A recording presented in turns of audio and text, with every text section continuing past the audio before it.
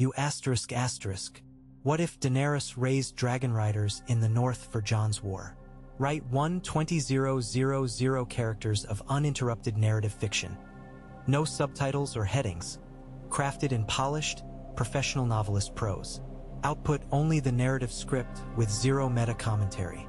Snow swirled over the battlements of Winterfell in slow, unhurried spirals, the kind of flurries that made the sky seem deeper than it was, as if the land itself breathed frost. In the hush before dawn, Daenerys watched the courtyard fill with the quiet industry of the north. Men and women in boiled leather and rough spun, blacksmiths with hands like hammered iron, boys carrying pails of water that steamed in the cold and left brittle crescents on the flagstones where it spilled. Ghosts stepped from shadow to shadow, pale as dissolution, and vanished beneath the postern gate to nose at the tracks of some wandering fox. Somewhere beyond the walls, an owl called once and fell silent, and the wind carried the faint scent of pine sap and wood smoke, and beneath that the iron tang that always accompanied dragons. Hot stone, singed wool, the underlying pulse of something ancient and carnivorous. Rhaegal and Viserion watched her from atop the outer rampart, their bodies hunched into sleep's imitation until she turned her face toward them, and the subtle current of her attention, like a finger run along scales, roused them with a ripple of gold and green. They had grown again since Dragonstone, wider in the chest, heavier in the neck, eyes more cunning and less easy to fool. In their presence, everything that had troubled her in the long miles behind them. Stony roads and suspicious eyes, the winter's edge creeping farther south, felt manageable, like the cold pressure of a ring upon the finger rather than a chain. Drogon was far to the south in those years, in another time, but here the pair had taken to northern skies the way sparks take to tinder, and the wolves had learned to ignore the shadows of their wings as they passed overhead. She descended the steps from the wall walk and crossed the yard without a guard trailing her. Her guards had long since learned how to trail her without being seen, and she had learned when to pretend she believed herself alone.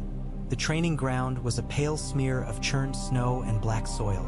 A group of northerners lashed straw dummies to stakes and pounded them with blunted spears until the heads wobbled, and a woman with a strip of blue wool around her arm shouted corrections in a voice like a winter bell. Daenerys nodded to her, Alice Karstark, with the straightforward aggression of a hawk, and moved on, slipping between squads of archers who were learning to shoot into the wind, down the long stairs into the old crypt-scented storage tunnels, and out again into the Godswood, where the world fell quiet as a closed hand. The heart tree dripped pink tears of sap into a bowl of drifted snow. Beneath it, Jon sat with his back against the ridged white bark, a map unrolled across his knees, and lines of thought sketched in the iron set of his jaw. He looked older in stillness. In motion he was all winter deer and snow hair, more spring than frost. But here, with the red leaves floating down like slow drops of blood around him, he looked as if the tree had drawn him out of the earth for its own purposes. She wanted to tell him that. She never told him half the things that rose to her lips. It made something ache inside her, the restraint. "You're early," Jon said, without looking up. "I haven't slept," she said.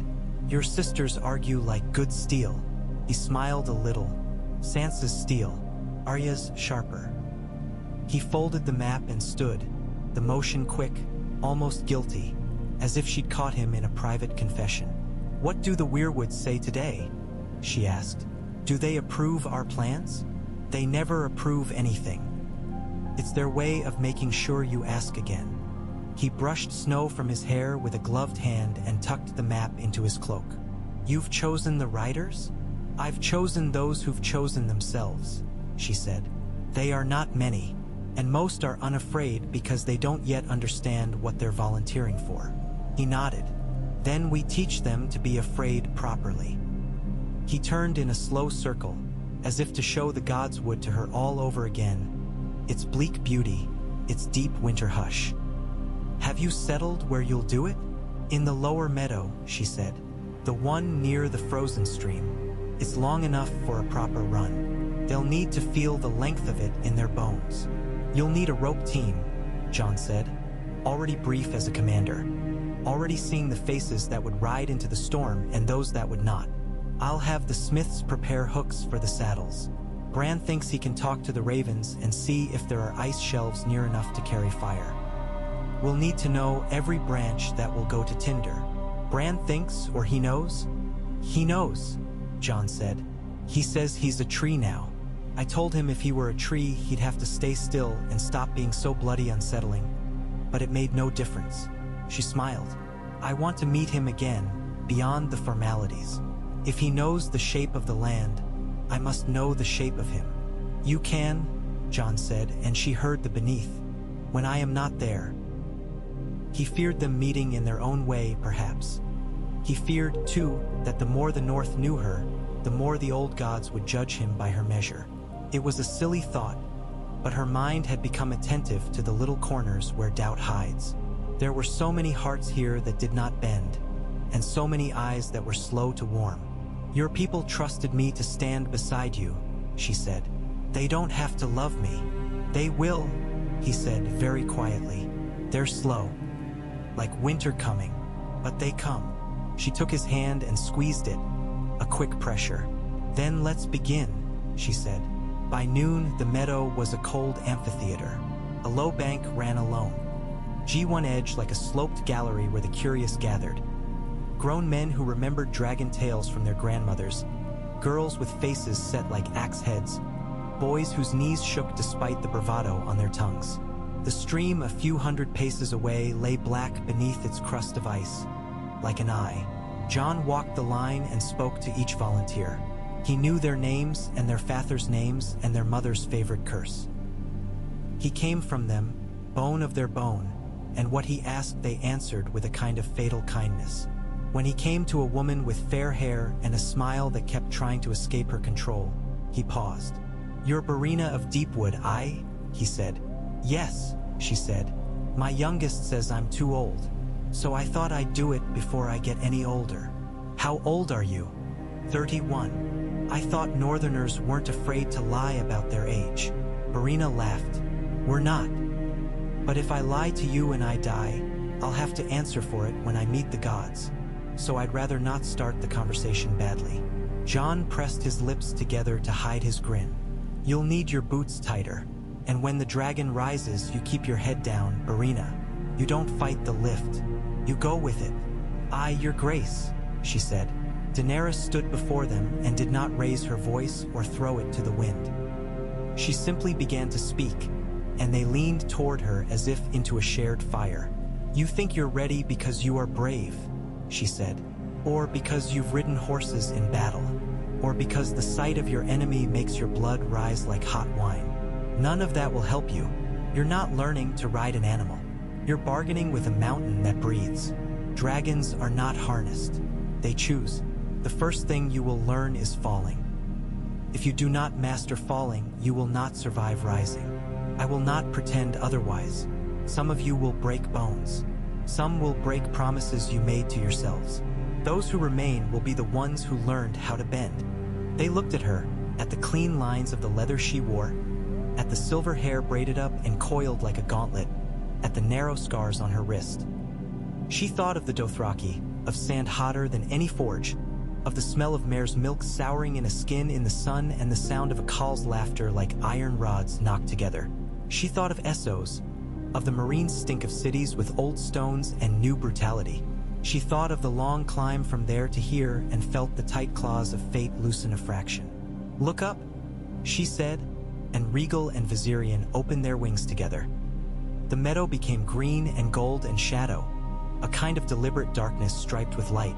Their wing beats drove snow into the faces and hair of the watchers. Children shrieked, laughing and afraid and hungry for more. In the swirl, Jon's hand found hers again and squeezed. Once, as if to say, remember, she did.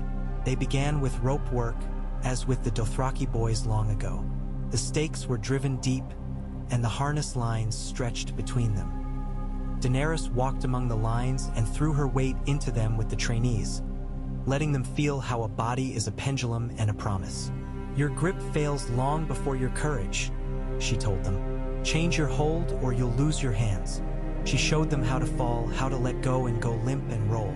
They did not believe her until they fell wrong and had the wind beaten out of them and understood that there is no arguing with the earth. She took those who seemed to learn the language of their bones quickest, their bodies comprehending what their minds resisted, and set them aside. Names again: Barina, as Jon had suspected, and a tall boy with Riverland's eyes who had come north with caravans, and a little man with only 2 fingers on his left hand, and Lyra Mormont, who had trained her face into granite and did not step away even when the rope scored her palms raw. Lord Mormont will. Jon began softly, and Daenerys shook her head.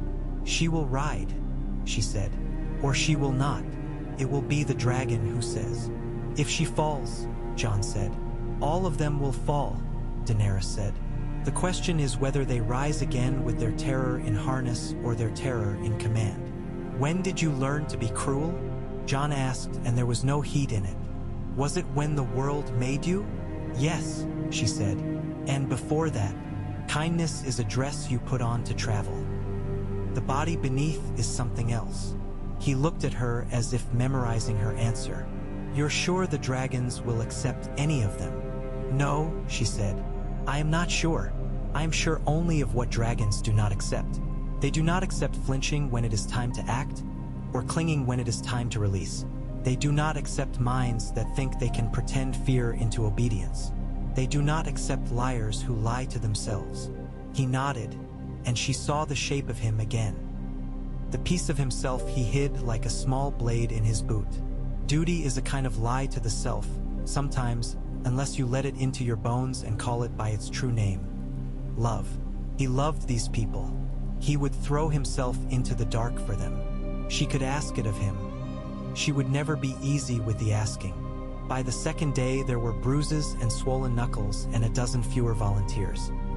The little man with 2 fingers on his left hand learned quickest how to fall, and because of that he learned quickest how not to. He stopped catching himself at the last instant and began to trust the roll. The tall boy with the Riverland's eyes thought too much and asked questions about torque and angles and how much of a dragon's lift came from wing or body mass, and after a while he stopped talking and began listening with his muscles. Lyra did not allow herself to rest when the others did. Daenerys had to take the length of rope from her and throw it into the snow. Lyra went to retrieve it with a glare that would have blistered oak. You won't, G. Itty back what you left in the rope, Daenerys said. You'll get a weaker version of it and call it strength. That is the first lie of training. You'll do yourself a truer kindness if you sit. Lyra Saturday, my mother taught me that kindness is for later. Your mother taught you wrong, Daenerys said. It's for now. There's no later unless you make it. On the 3rd day, they took them near the dragons. The wind went strange in their ears, as it does when a storm is in the offing but the sky is still blue. Rhaegal's pupils narrowed to threads. Viserions blew wider in their milk-glass eyes as they tested the crowd for a single scent that felt like a future. Daenerys stood beside their warm, terrible flanks and felt them taste her the way a bell tastes the hammer. She waited until they stilled, then stepped aside. Walk, she said, not forward, across. Let them pass over you. Do not run. If you run, you're food. If you stop, you're furniture. Walk like a tree that's changed its mind. Barina walked first without waiting to be told. She had good sense. She refused to believe that her knees were supposed to tremble, and so they did not. She crossed beneath Rhaegal's head, where the heat moved like breath through a smithy, and her hair lifted and fell around her face like something alive. He tasted the air above her and did not lower his head. Viserion leaned very slightly and blinked. That was all. It felt to Daenerys like a cathedral door admitting one more whisper. Others went. The tall boy who thought too much took off his gloves before he passed under the chin, and when asked why later, he said he did not know, only that his hands needed to feel the air. The little man with 2 fingers on his left hand did not look up, which was wise, because Viserion's pale eyes could unsettle the soul from the ribs. Lyra went last, not out of fear, but because she wanted to see what everyone else did wrong before she did it right. She walked, straight and soft, and when she came out the other side the breath left her body and did not return for a count of 5. When it did, she wept without sound and without shame. That night, Daenerys slept on furs by the dragons and dreamed of a city of snow and ashen bells. A memory that lingered like smoke even after she woke and found only the cold breath of the north and Jon asleep not far. His hands splayed against the ground like a claim. The past had teeth. She had learned to feed it bones from time to time. She rose, paced the perimeter of the meadow, and watched the sky turn the color of watered milk. By the 5th day, they paired people with leather saddles on frames of greenwood mocked into dragon shapes. They learned the rhythm of cinches and knots. Daenerys worked a strap with Lyra until the girl's fingers bled, and then told her she'd done well and made her step away. Jon moved among the pairs and did the unglamorous little work that meant the difference between a clean mount and a broken hip. A twist of a buckle here, a loop of rope there, always with his breath fogging in the air and a kind word in his mouth that he mostly kept silent. He wanted them to find the grit in themselves, not in him. "Tomorrow," Daenerys said to him late, when the stars had come out above Winterfell's shoulders and the cold had sharpened into something almost choral. "We'll do it." He nodded, but he was not with her. He was with tents far to the south and woodcutters who had not learned to bind their bundles properly, with ravens that carried wrong messages to men who would die because the difference between a left turn and a right turn had not been taught to a boy at the right time. "Come back," she said. He came back. "I'm here. You weren't. I'm sorry." She touched his face, his wind-chapped cheek. "Don't be. Just come back. There are things only you can do. I can teach them to ride the wind. You can teach them to live with it. In the end," he said, "they'll have to teach themselves. That's the worst part and the best." In the morning, the whole castle came. The old men with their memory purses. The girls who should have been at looms but had cut the strings of that obedience. The boys who'd stolen knives to defend their honor against the jeers of their cousins and now had their mouths open, hungry in a way that had nothing to do with hunger. The air tasted like iron filings. The dragons were restless and made the cold walk backward. Daenerys led Regal into the meadow, his foreclaws punching shallow holes in the crust of ice with little cracking noises like breaking glass. Viserion came behind, his breath steaming in long silver ribbons. She checked the saddle's bind for the 12th time and told herself to stop before she made a superstition of it. The team in charge of the rope, 6 strong men and 2 women and a boy who had gained weight correctly over the winter, braced themselves, their boots dug into the earth. "Barina," Daenerys said. The woman stepped forward. She had the look of someone whose soul had put on armor. "You'll mount from the left," Daenerys said. "Like a horse, you'll think you should mount from the right. That's because your body is trying to negotiate with fear. Don't negotiate. You'll never get a better bargain." Barina nodded. She put her left foot in the stirrup and swung into the saddle with a grunt that told Daenerys she had done this in her head 1,000 times. The cinches took her weight and settled, groaning. The rope team tightened their lines and looked to Daenerys, who lifted a hand to the dragons. Regal's head cocked, and for a moment he was a cruel, beautiful cat. She spoke to him with the little sounds and gestures she'd learned in a life that seemed to belong to another woman. He lowered himself a fraction, as if conferring a favor.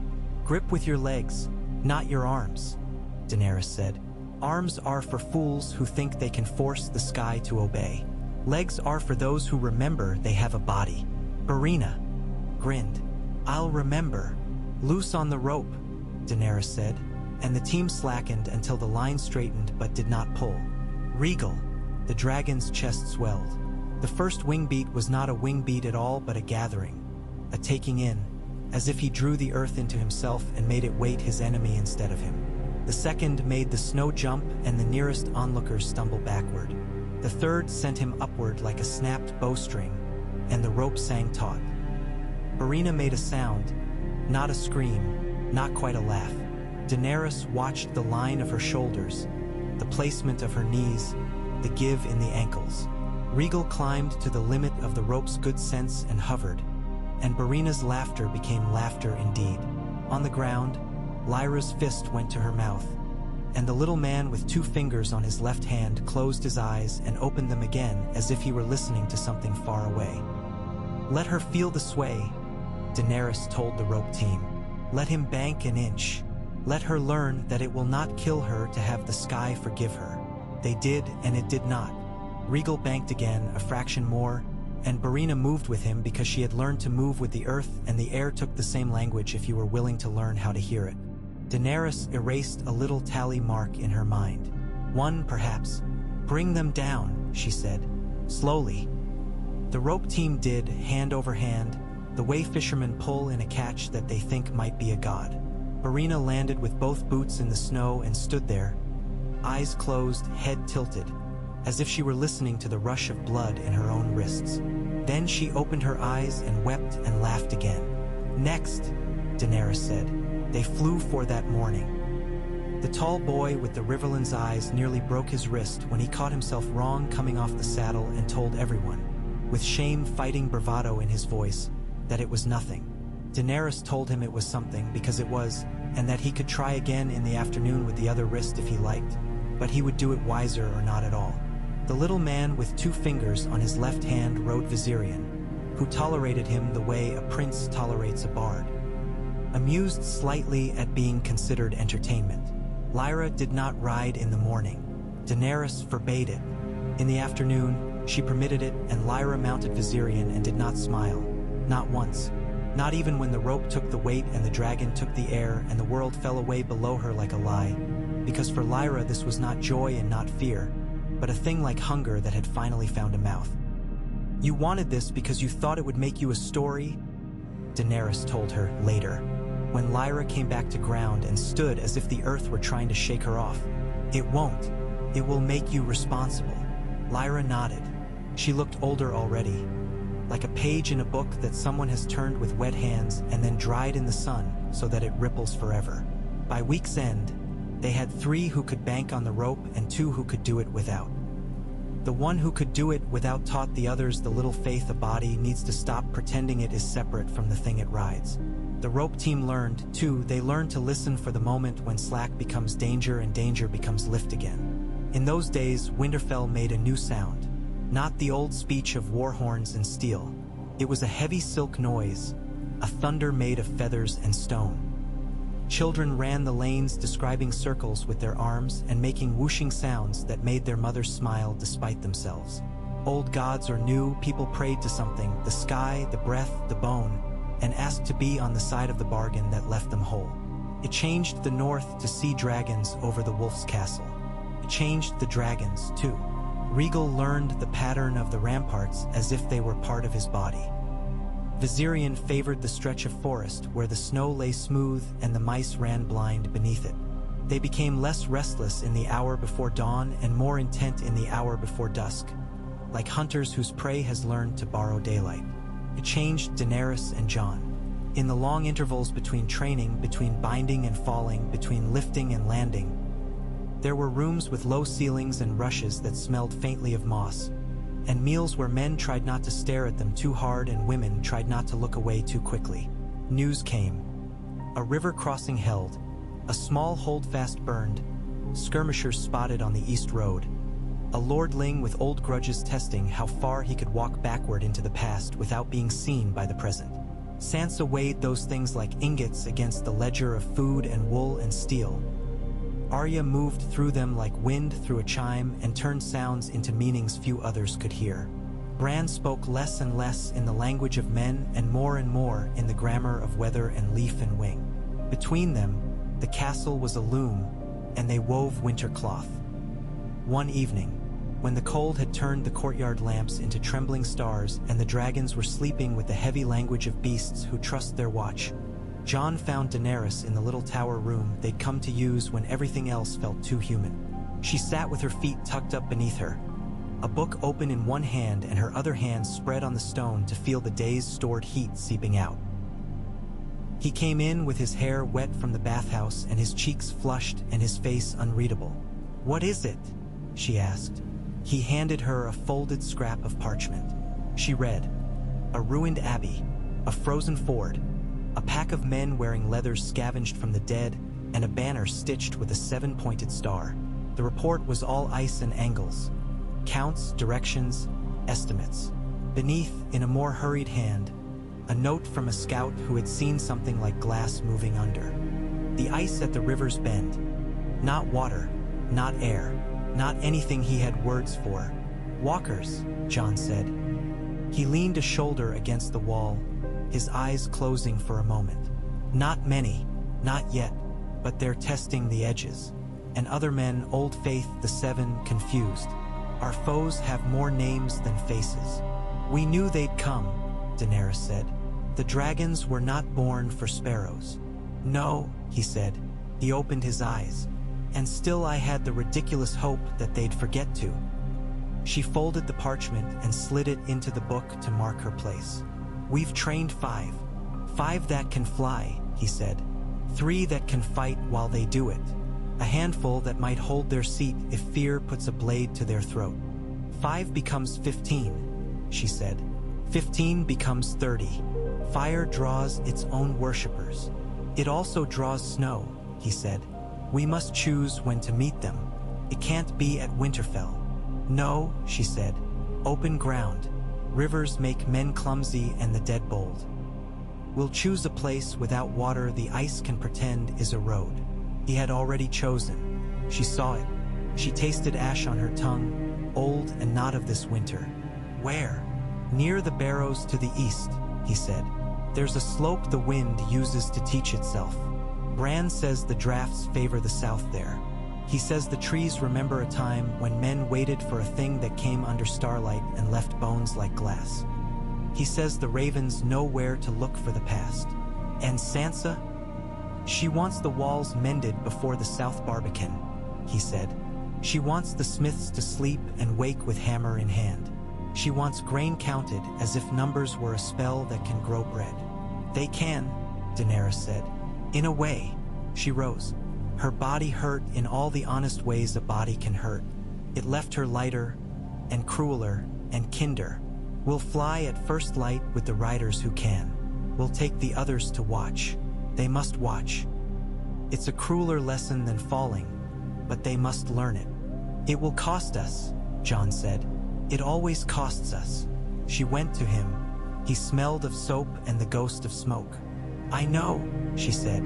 Tell me the shape of the cost and I'll decide whether I can pay it. He shook his head. No, we'll decide. Morning and the world carved from salt and wind. They flew east, a fall and then a climb like prayer.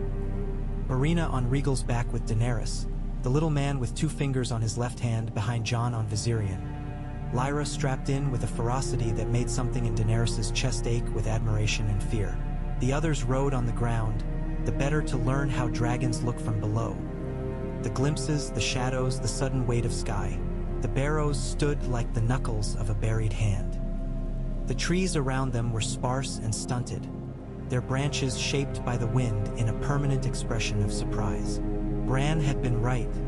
The drafts favored them. The air flowed in strange lateral rivers, pushing and yielding in ways a body could learn quickly if it had the memory of a creature that had flown before men learned to walk upright. They saw them then, men first. A score of them, rag-wrapped, leathers patched with salt-stiffened thread. Some of them bore the Star of the Seven. Some bore nothing but hunger, behind them wavering, as if the air were not the air but something more delicate that a breath could tear. The dead. Not many. Enough. Jon raised a hand, closed it. The ground men fanned. Daenerys touched Rhaegal's neck and spoke in the small nonsense sounds he seemed to prefer when she asked him to be careful, and then less careful, and then something else. They went lower. The first time she had seen the dead, she had thought the world was smaller than she'd believed, because there was no longer any place in it where an explanation could hide. The second time, she had felt how heavy they were. You might think death would make a body float. It does not. It moors it to whatever will hold it. The third time, she learned the smell. Like old snow under stairs where rats had made their homes for years. Now, she learned something else. The dead looked up at dragons the way men did, with greed and fear commingled. But the greed was for silence, and the fear for noise. Fire is a kind of language, and they could not understand it. Now, she said, and Rhaegal breathed. The flame was a ribbon at first, thin and well-behaved, stretched between her teeth and the horizon. Then it thickened, shouldered out the morning, made the air tremble. Snow turned to vapor in circles that ran outward like bells rung underwater. Men threw themselves aside, living and dead. The living screamed. The dead did not. Where the flame touched them, they fell into pieces like bad pottery. But the ones it did not touch, those kept coming. Jon Dove with Viserion on the flank, a scythe made of bone and heat. The little man kept his body behind Jon's like prudence become a garment. Lyra held her seat, white-lipped, her eyes never leaving the line where flame meets foe. Irina's hands did not shake. Daenerys felt the dragon's strength under her thighs like a river with an opinion. Arrows rose. Most fell short. A few struck Viserion's hide and skittered off, and one lodged like an insult. Viserion hissed and rolled and recovered. Jon's hand made an angry gesture, as if to pluck the arrow out with sheer will. He did not break formation. He was learning the things he used to do by reflex must now be done by plan. On the ground, Arya moved like news no one wanted to hear. Sansa's men raised spears and a hedgehog and presented the dead with a problem the dead solved by walking through the gaps and pulling men down. The problem with the dead is not that they are strong. It's that they don't know the difference between ditches and roads. They forget to be discouraged by edges. They cease to be men and so cease to be taught by pain. You have to teach them with fire. If you cannot pay that tuition, you pay with your throat. Diener, Wyas banked Regal, gave him his head. He understood as he always had. They drew a long burning line that stooped and rose, until the snow was glass and the air a language of heat. Irina was laughing again. A small choked sound that was not hysteria but something like praise. Lyra's teeth were clenched, but Daenerys saw the exact moment her shoulders lowered and her hands changed from gripping to speaking. The saddle is a tongue. The dragon hears with its spine. Lyra learned to say, now, here, with me. It might have ended as quickly as it began, with the dead corrects the math wrong, Winterfell's force arguing the case with heat. But a thing larger than men moved in the line of trees, and the dragons knew it before the humans did. Regal lifted his head sharply, nostrils flaring. Viserion turned a fraction and hissed like escaping air. The living pressed back, instinct running faster than orders. The dead didn't care. They did not quicken or slow. They kept coming. The white walked into the open like a man who believes the world is his. He wore frost like fur. His eyes were two coins that had forgotten how to pay. He carried a spear that did not seem to weigh anything at all. When he turned his head, the air went into and out of the wrong lungs. When he raised his hand, the dead that had fallen at the flame's edge shuddered and tried to learn how to be bones again, and some of them did. Daenerys felt Regal coil. Viserion beat the air hard enough to make Lyra's head snap back. Jon leaned forward and the dragon obeyed. The white lifted his spear. The world narrowed. Do not fly straight, Daenerys said. Never give a straight line to a man with a spear. Jon heard. Viserion broke left at the last moment. The spear's throw misjudged by an inch and a breath. It passed through air that felt suddenly very crowded with the idea of loss and buried itself in a tree trunk that exploded in a puff of frozen dust. Regal went down with the violence of a good answer. Daenerys let him.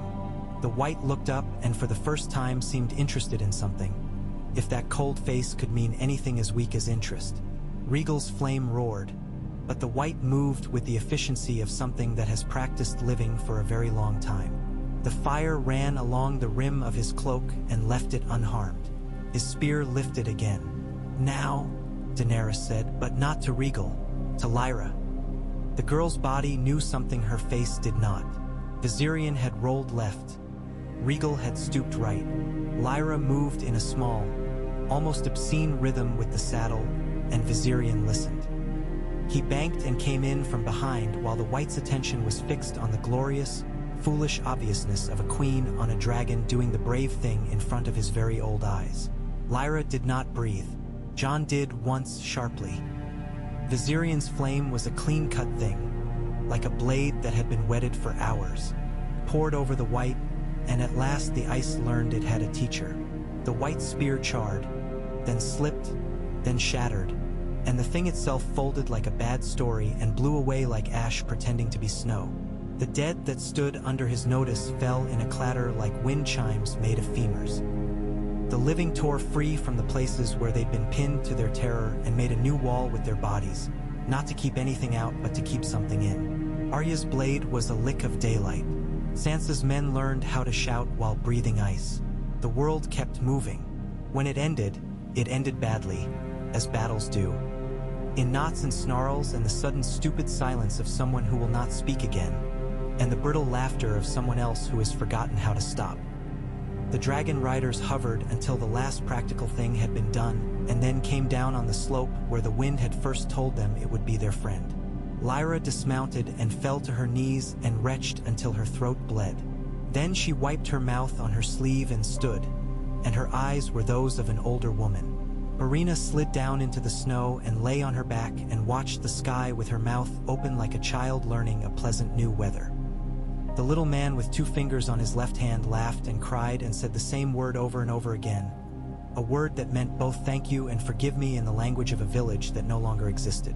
Jon removed the burned remnant of the spear from the tree trunk and looked at it the way a carpenter looks at a tool he will not use.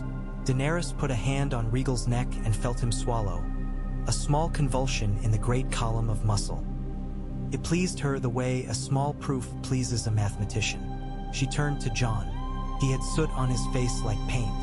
His eyes were hers in that moment, in the way that all eyes are the eyes of the person who looks into them too long. You did not fly straight, she said. You told me not to, he said. I've learned to listen. Lyra, Daenerys said. The girl stiffened, as if to be praised was to be accused. Your grace. You waited, Daenerys said. That's the hardest thing. Lyra nodded. I could see the throw in his shoulder. I thought I could. I hoped I could. You could, Jon said. Hope is useless until it becomes a thing you can ride. You rode it. They returned to Winterfell as if a wind had taken another bite of the long drought. Sansa heard and did not weep. Arya heard and did not smile. Bran heard and said a thing about a wren that had once built a nest in the hollow of a dead boy's mouth, and how it had learned the difference between a story and a place to put your eggs. Nobody asked him to explain. That night, the castle breathed. The breath of relief, the breath of grief, the breath of knowledge that tomorrow would not be easier. Daenerys lay awake beside the open slit of a window and counted the ways a person can die and the ways a person can live. Jon lay on his back and stared at the ceiling. ND did not count because he knew the numbers were always changing, and he had learned the lesson of not pretending that numbers are a spell after all. In the days that followed, the training became a discipline instead of a spectacle. The rope was used less and less. Saddles were repaired with care instead of desperation. Men learned when to step away and let women do a thing correctly. The dragons learned the names of the riders who mattered to them and ignored the rest. Lyra learned how to eat within an hour after flying so she would not weaken. Marina learned the exact weight at which her laughter would cut wind and tried to sit below it. The little man with 2 fingers on his left hand learned how to tie a knot with 3. Word went out into White Country. If you have an old grief that wants an honest use, bring it to the wolf's castle and the queen will teach it to fly. People came on sledges with runners greased in tallow and on shaggy horses and on foot, their boots wrapped in rags, their hunger wrapped in pride. Some left again with their pride intact and their hunger a noise in the belly they pretended was a dog. Some stayed and learned. The North is a large word for a place that still has edges. Those edges grew teeth not made of steel. One evening, a man came with a harp slung over his back and the cautious hands of someone who has learned that music is a weapon as useful as anything made of iron. He played after supper, soft. He sang a song that the Manderleys had once sworn would not be sung in the North and then learned to sing it anyway. He sang of a queen who had crossed the sea and found the snow a kinder sea than the first. He sang of men who waited under stars and learned that you can boil fear until it becomes broth. He sang of a boy who had 2 fingers on his left hand and how he tied knots that were better for their missing parts. People wept and did not feel they had lost anything by doing so. The first of the lordlings knelt. He came with 3 sons and a crest that had meant more to him than food for his small folk. He knelt and swore and went away with a lesson in how to light a fire on ice. He returned with carts piled with hides and cured meat and a girl who had declared herself his son and demanded to ride. The second lordling held back and sent a letter scorning the idea of dragons for the north. Sansa wrote to him without scorn and counted her stores again. Arya did not write to him. She wrote his name in a little book and read it aloud to the fire until the fire learned it. Daenerys took counsel when counsel was needed. She ignored it when it was not. In the small hours she walked the ramparts and the dragons paced beside her, a rhythm like old verse. She thought, not for the first time, of the place where bells had broken her head open and poured in something she had not chosen. She had come north to help win a war that did not belong to her and found that all wars were hers whether she admitted it or not. She had not asked to be anyone's mother. The dragons had made her one anyway. When the next white came, it came not with a spear but with a sword that looked like an icicle pretending to be a king's thought. It did not stride into a meadow to be seen. It came along the shadow of a gully like a thought that has no business at a dinner table. Bran felt it in the strange ground of him and spoke into a raven, and the raven brought the message back like a dropped coin. The riders flew at dusk. The world at dusk is a different world, where the wind takes on a taste of copper and the sun tries to decide if it is tired or dead. They found it in a notch where the snow had drifted into the shape of a boat. It stood among the dead and did not mind that it was outnumbered by living men and dragons. Numbers are a language the dead do not speak well. It lifted its sword and the air around it made a high whining noise. Daenerys felt Regal's skin ripple under her hands and spoke comfort that was half command and half prayer. Jon raised his hand, closed it, opened it. They moved. It is not like killing a man. It is not like any killing men have ever taught themselves to do. You cannot feed your bravado to the thing and expect it to grow heavy and fall. You cannot show it your scars and expect it to respect your longevity. You can only give it the oldest lesson the world taught the first mammals when the first winter came. Leave heat. Leave heat in places where cold thinks it cannot be. Leave it despite the wind. Leave it despite the tears that freeze on your face and cut your skin like little knives. They did. The dragons did. The riders did. Lyra learned a new terror. Not of falling, but of flying too long and having to choose between saving the thing she rode and saving the people beneath. She chose correctly. Marina lost her laughter for the length of 2 heartbeats when a wind shear took them by surprise and Regal dropped 10 yards as if the world had yanked his tail. The little man with 2 fingers on his left hand forgot once and caught himself with an arm when he should have surrendered and rolled. He learned a hard bruise and a soft apology to his dragon later. Jon learned again not to fly straight. Daenerys learned that teaching is a form of war when the world itself is the other general. When the sword broke, it did so with a sound like a glass word spoken too loud. The white did not scream or look surprised or do anything that would give anyone the satisfaction of having forced it to behave like a man. It merely ceased. The dead ceased. The wind wheeled, disappointed of its mischief. The riders circled once because there is always something your body insists on doing when your mind knows it is over. They returned to Winterfell in the quiet that always follows the unrepeatable. In the long wake of those fights, people began to tell stories differently.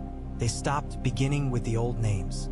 They began with the names of those who flew and those Ho held the rope and those who mended the saddles and those who counted the grain that kept the dragons from eating the sheep that kept the people from eating the ravens. Children's games changed. Instead of knights and castles, they played dragons and rope and fall, taking turns being the one who holds and the one who lets go. It was not an improvement in any moral sense. It was simply true. Jon and Daenerys learned how to lead together without arguing in the old way. They learned when to let the other's strength be the strength of both. They learned that the bed does not care about crowns and that hands can say what tongues cannot. In the days, they fought. In the nights, they rested like prudent thieves. Sansa watched and neither approved nor disapproved. Arya watched and approved the way a fox approves of rain when the hounds have lost the scent. One night, snow side-slipped against the walls like a thief and wind moaned in the arrow slits as if the walls were flutes. Daenerys woke to the dragons turning in their sleep, and the burn scar feeling along her left forearm that told her a dream was being born somewhere in the world. She went out barefoot on the cold stone and stood until the cold made a map of her in the air. She saw a light going along the inner wall, a candle moving carefully, as if the bearer had no interest in being caught and not much fear of it, either. She followed and found Arya standing with her back to the stones, looking at the snow. "Do you miss it?" Arya asked without turning. "What?" Daenerys said, meaning many things. "Flying," Arya said, "like the way you and Jon fly. I watch and I see what you two are. You're not like us. You're like snow when it decides to be a blade." Daenerys leaned against the wall beside her. "Yes," she said, "and no. I miss it when I'm on the ground. I want the ground when I'm in the air. I've learned not to trust what wanting says in either place." Arya nodded. "I wanted different things and then I wanted to want them. Now I want to want nothing." She laughed softly. "It's all very complicated." "It always has been," Daenerys said, "long before either of us was born." Arya turned her head and squinted at her. "Why do you speak like that?" "Like what?" "Like a book with blood in it." "Because that's what I am," Daenerys said. "And so are you." Arya looked at the snow again. "If you die," she said, "I will die." "If you die," Arya said again, "will the dragons still fly for Jon?" "Yes," Daenerys said, "but not like this. Nothing is like this for long. That's not a warning. It's a kindness." Arya's mouth tilted. "Sansa says you have a way of being kind that feels like a knife. Does she?" "She means it as a compliment," Arya said. "Then I will take it as one," Daenerys said. They stood together until the candle burned down and left them the original night. Then they parted. In the spring that was no spring, when the air softened just enough to make you think you could smell something green under the snow if you were willing to risk the disappointment, a raven brought news from as far away as a place can be without being a myth. The wall had cracked in a span of days, and a piece of it collapsed with the long dignity of an old lord giving up a chair to a younger man and regretting nothing. A wildling with a beard like a bear and a laugh like a storm sent word that the world was changing in ice and fire at once, and that if anyone planned to continue pretending otherwise, he would need better boots. Jon read the letter aloud and folded it and stared at the hearth as if it were a map. "It was always going to break," he said. "Everything is," Daenerys said. "That's why we bind it to what we can teach and not to what we can't." He looked at her and she saw, for a hand's breadth of time, the boy who had not yet learned how many dead men a living man can carry without falling down. Then it was gone, and the king remained. "We don't have enough riders," he said. "We don't have enough dragons." "You have the riders you have," she said. "And we have as many dragons as were born, and no more.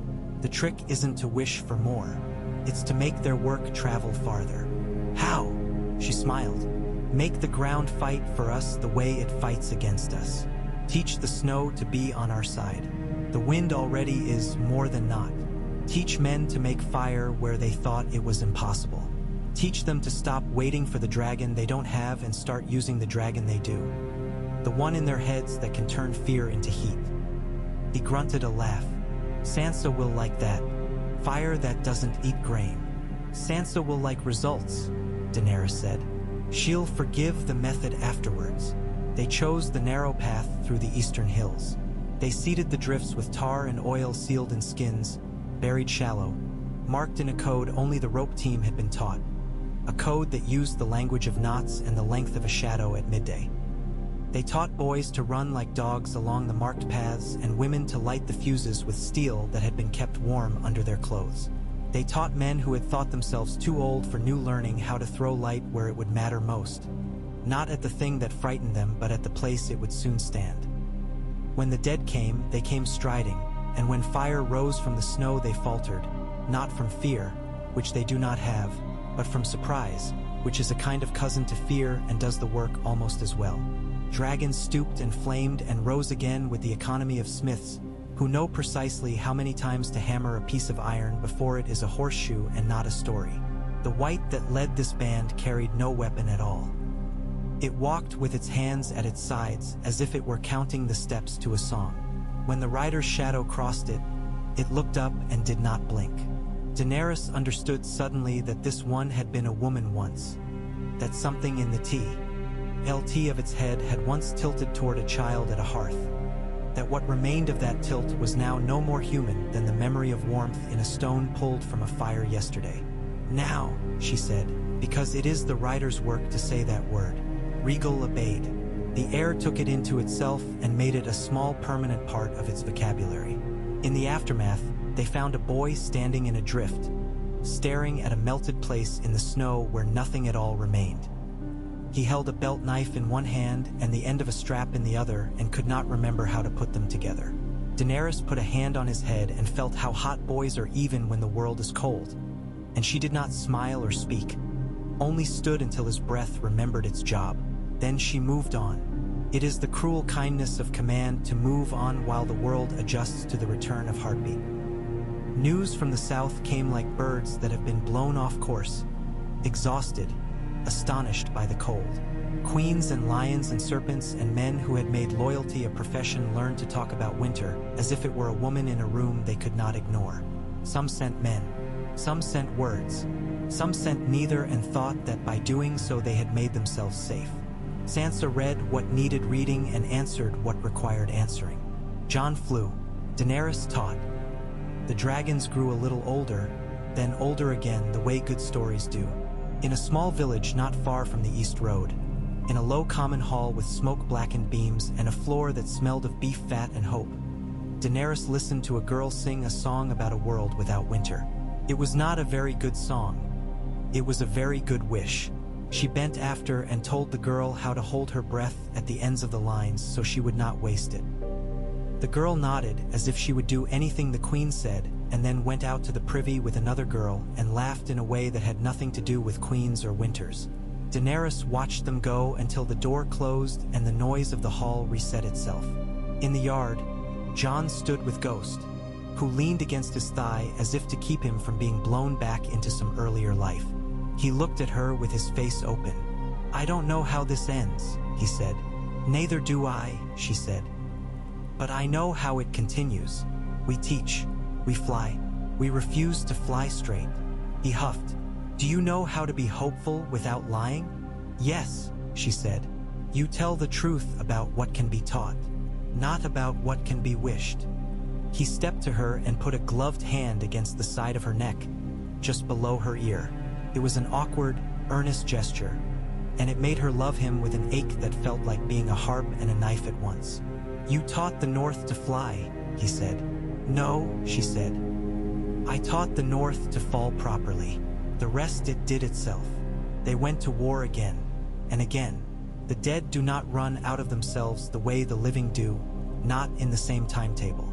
But they learned, and they made their learning travel. In a high glen where the wind stood on one leg to consider the world, Lyra took a wound in the thigh and set her jaw and finished her run and only then let herself see the blood. Marina's laughter vanished and did not return for a whole season, and when it did it had a line through it like a crack in a cup that somehow does not leak. The little man with 2 fingers on his left hand buried his mother and sang a song to the snow that made it look for a listener. The rope team passed on their code to a new team, and that team improved it in a small way that saved a life nobody counted until long afterwards. The war bent. It did not break. In the end, and there is always an end, though it often wears another name, the dead learned that they were not a weather that could not be changed. They were a season. All seasons end. All losses do too, though they like to pretend otherwise for a while.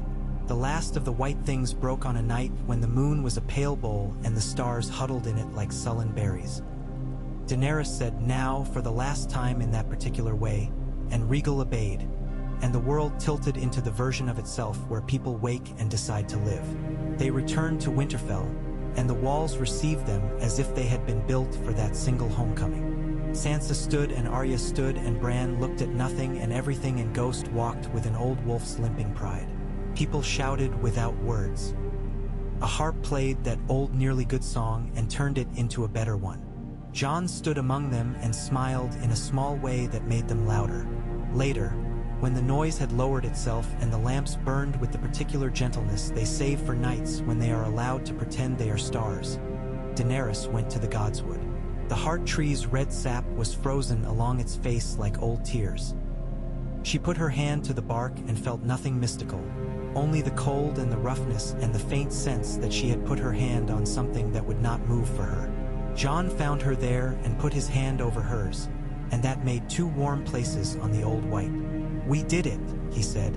"We did what we were given," she said. "We were lucky enough to be the ones who could do it." He turned her toward him and bent his forehead to hers. The cold made their breath look like vows. "What now?" he asked. "Now," she said, "we teach them something else. How to live with no enemy but winter, and how to stop pretending that the only way to be strong is to be at war. We teach them that falling properly is also how you dance." He laughed in that soft way that was his private speech. "Sansa will like that. Sansa will count the grain for it," Daenerys said. "And Arya will make sure no one mistakes dancing for being unarmed. And Bran will tell the trees that we tried." "And you?" he asked. "I will try to remember how to live without teaching the sky," she said. "And I will fail sometimes. And I will go to the meadow and say now and watch some new fool try to do a wise thing, and I will love them for it." He kissed her. It was the kind of kiss that makes a small, honest thing of two people who have been made into too many things by too many watching eyes. The heart tree did not stir. The night did not make a drama of it. The world simply went on because that is what the world does when it can. In the years after, when the snows grew harmless and then less harmless and then harmless again, people told stories about that winter. They argued about how many riders there had been, and who had been the bravest, and which dragon had slain which ice lord. They argued whether it had been wisdom or luck or the old gods or the new or simply the stubborn will of two people who refused to admit they had been born merely to endure. In a hamlet by a river that had learned to fear fire, a woman with blonde gone to gray told her grandchildren about a day when she had flown on the back of a green mountain and laughed so hard her bones learned the weight of joy.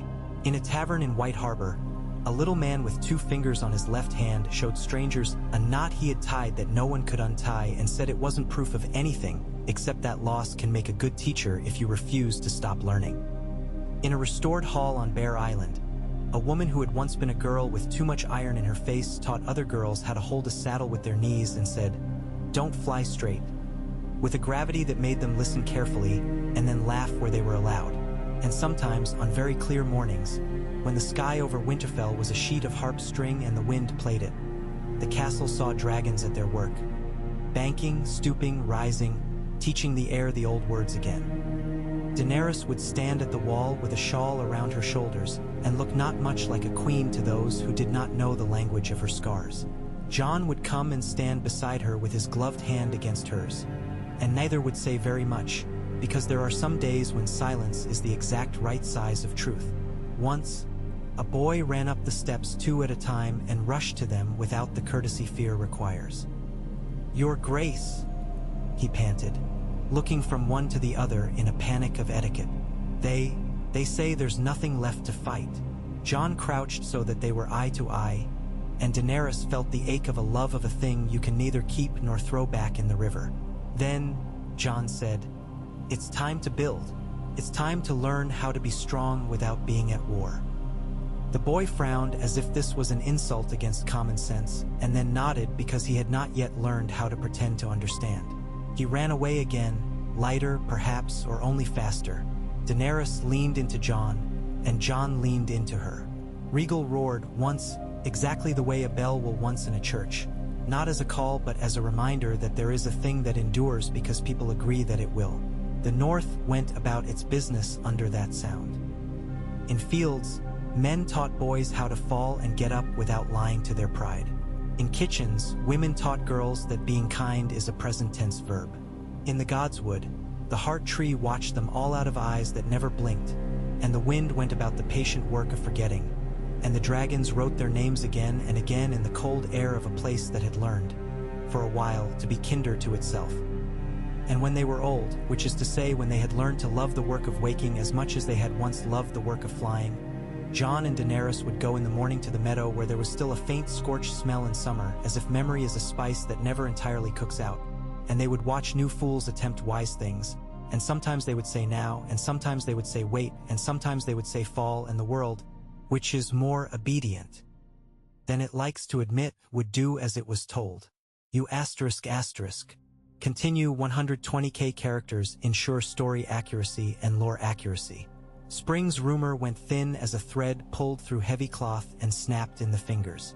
Snow kept its slow dominion. Fields that should have bled into thaw held their silence, and the earth beneath them dreamt of seed but did not wake. In the long rooms and low kitchens of Winterfell, people worked as if a season could be persuaded by example. Hammers learned a hum that was not war's drum but had not forgotten it. Looms argued quietly with the cold. The dragons traced their letters across the sky at set hours, not for spectacle now, but so men in the far fields could set their day by the deep note of wing and flame. The riders were drilled to boredom and then passed it into the place where competence lives. Daenerys took the new ones by handfuls. Half of teaching is keeping the handfuls from grasping each other's throats when pride and fear quarrel in close quarters. She moved the rope posts farther than before, lengthening the run, pushing the pendulum of the body to the edge of sense.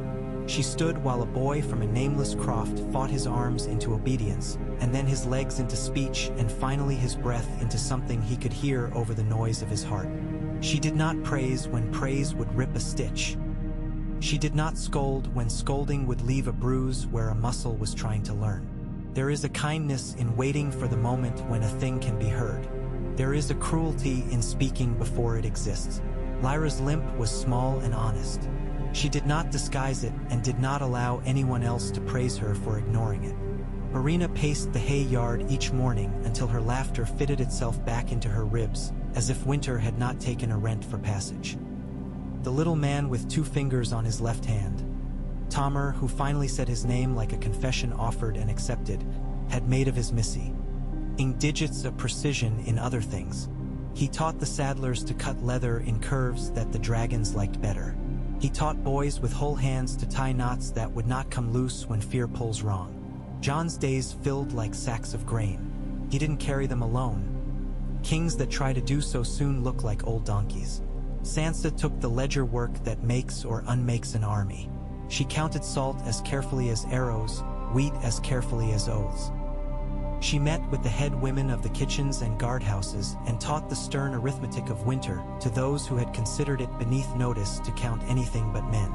Arya went and came, a rumor in leather, and brought about the small outcomes that make the large ones possible. An old quarrel ended before it could turn into a burned barn. A lord's son made to apologize properly so his pride could be saved from the more costly cure of a duel. A latch mended at the south gate that would have let in more than wind if left for 1 more week. Bran sat like weather at the gods would. When spoken to, he answered from distances that would have made other men arrogant and made him only very quiet. He began to send ravens on routes no man had flown, and then began to send no birds at all. And still news came, as if trees had decided to carry it from wood to wood like a whisper. On a day with low cloud and the smell of iron in the air, storm mood without the storm, Samwell Tarly came to Winterfell with a cart that complained at every rut and a wife whose hand stayed in his sleeve as if to remind him that the world was not to be taken at its own estimation. A child rode the cart as if it were a throne. Sam's face had grown angles around the softness. He had not become hard with them. He had learned the librarian's way of putting a finger to a page to hold the place while life had to be done in the next room. He bowed awkwardly to Jon, and not at all to Daenerys before catching himself and doing it twice.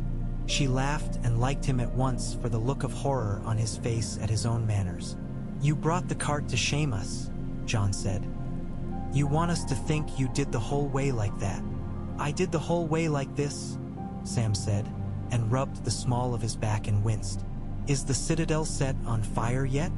Arya asked, perched on a barrel as if she were a kestrel considering whether this plump man was a mouse or a friend. "No," Sam said, "but they're thinking about writing a letter about it." Gilly curtsied with a grace that had survived places where grace had been punished. and the child stared at the dragons until his mouth fell open and stayed so long that Gilly put a finger beneath his chin and pushed it shut. They ate. Nobody should ever listen to talk on an empty stomach if truth is desired. Sansa had the bread sliced thicker than usual and gave Sam a cup of thickened cider and a plate with more meat than she liked to spare a guest. And only when the color had come wholly back into his face did she let him start. "The glass candles burn in Old Town," Sam said. "They burn no matter who is looking.